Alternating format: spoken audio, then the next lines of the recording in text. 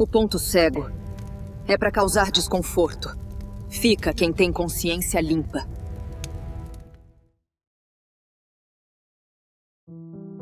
A crise existencial não chega batendo na porta com educação. Ela invade, derruba certezas, arranca máscaras, desestrutura tudo o que parecia firme. No começo, parece desespero, mas quando se respira fundo e encara o caos de frente, percebe-se que ali também mora uma chance de liberdade. Foi numa dessas crises que comecei a enxergar o que antes aceitava sem questionar. Por muito tempo, estive imerso numa bolha religiosa, onde sentir culpa era sinônimo de espiritualidade e onde qualquer questionamento era visto como rebeldia ou ataque à fé. Cresci acreditando que quanto mais eu me anulasse como ser pensante, mais próximo estaria de Deus. Isso não era fé, era controle. Não estou aqui para desrespeitar quem acredita, mas para dizer o que vivi. Porque a alienação não vem só da ausência de conhecimento, mas também do medo de pensar. E em muitos espaços onde se prega a libertação, o que existe é uma prisão emocional maquiada de santidade.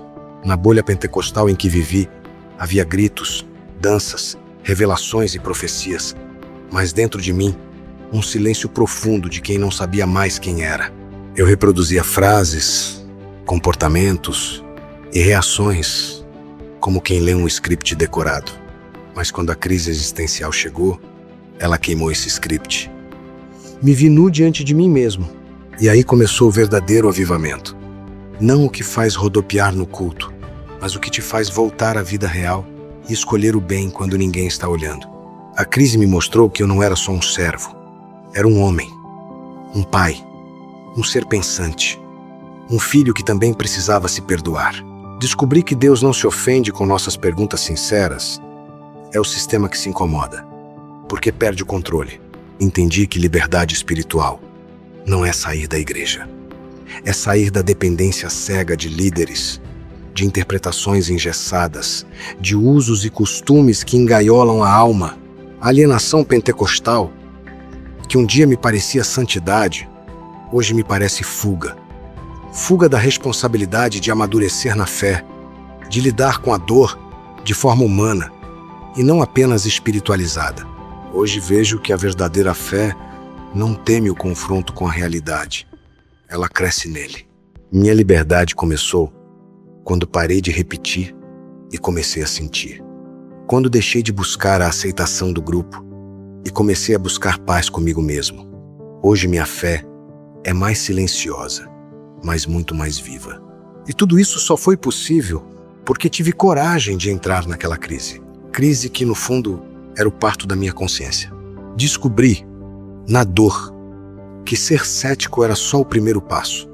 O cético questiona, mas ainda acredita que existe uma resposta. O niilista, por outro lado, não procura mais sentido, ele percebe que talvez nunca tenha havido um. E isso, em vez de me destruir, me deu uma liberdade que nenhuma religião jamais ofereceu. Não foi uma influência externa. Não assisti a vídeos. Não li Nietzsche como uma bíblia de revolta adolescente. Simplesmente abri o leque da consciência. E o que vi foi um palco vazio onde antes juravam que havia um Deus com um plano perfeito. Vi líderes cheios de palavras de Deus que não sabiam lidar nem com seus próprios vazios. Vi pessoas presas a códigos de conduta enquanto suas almas sangravam em silêncio. E vi a mim mesmo ali, tentando encaixar minha dor num sistema que só aceitava a dor que cabia nos seus versículos. A alienação pentecostal não é sobre falar em línguas ou vestir-se de certo jeito. É sobre ensinar pessoas a não pensarem. É sobre transformar a fé num remédio contra a crise, quando, na verdade, a crise é a cura. É ela que te desperta. É ela que arranca a fantasia. E aí, quando você percebe que tudo pode não ter sentido, a primeira reação é desespero. Mas depois vem algo melhor. Autonomia. Porque se a vida não tem um script, então eu posso escrever o meu.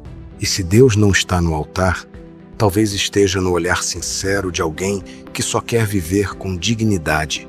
Hoje, não preciso mais acreditar em céu ou inferno para agir com empatia.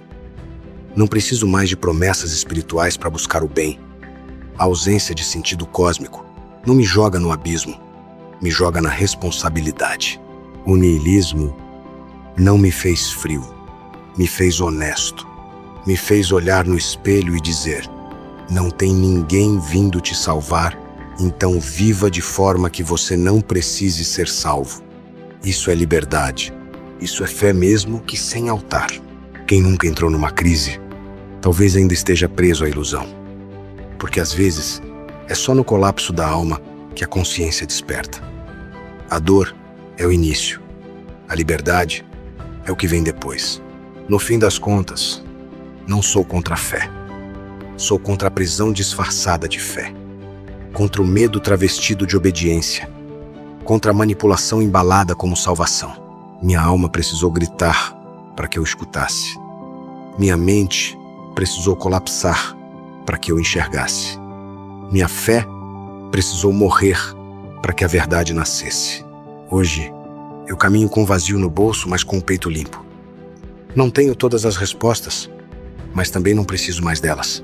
Não me preocupo em agradar o sagrado, me preocupo em não trair minha consciência.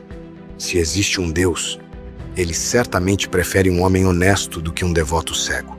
Se a liberdade custa a perda do sentido, então paguei com gosto. Porque entre viver de olhos vendados ou sangrar com a visão clara, eu escolho ver. E para quem ainda teme a crise, deixo um aviso. A crise é o parto da consciência. Quem sobrevive não volta mais pro berço.